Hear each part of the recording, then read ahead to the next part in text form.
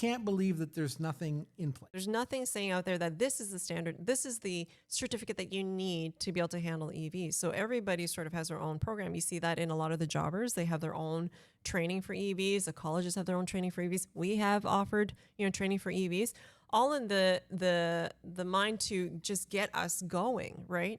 And so that to me is an important thing for the shops to understand that, okay, it's here, But honestly, the government's agreed to bring in BYD vehicles from China, and we have no understanding of the dealership network. We have no understanding of what kind of proprietary access we're going to have, just like Tesla, as another manufacturer example, whether we're even going to be able to touch these vehicles.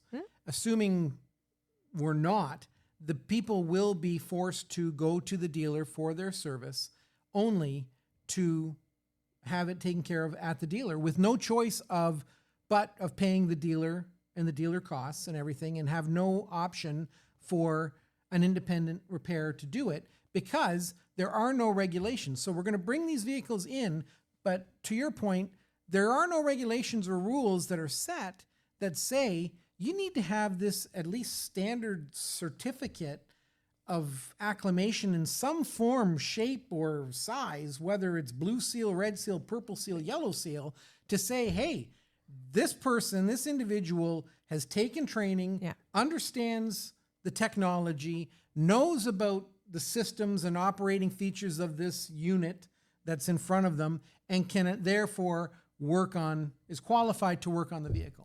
I can't believe that there's nothing in place. What we are asking for, though, is if you choose to bring them in, make sure you understand that we need access to the information. We need to be able to fix these, because how can you have vehicles on the roads where we don't have access, and nor do we want them to be purely to the manufacturer. And just understand, though, we are still advocating for a right to repair so that the next shop over can still fix the VinFast vehicle, right? So, and at the end of the day, again, it's back to consumer choice. It's back to the competitive, market, right? But I'm happy to hear that there's at least I consider that an inroad. Yeah. Like we've got a crack.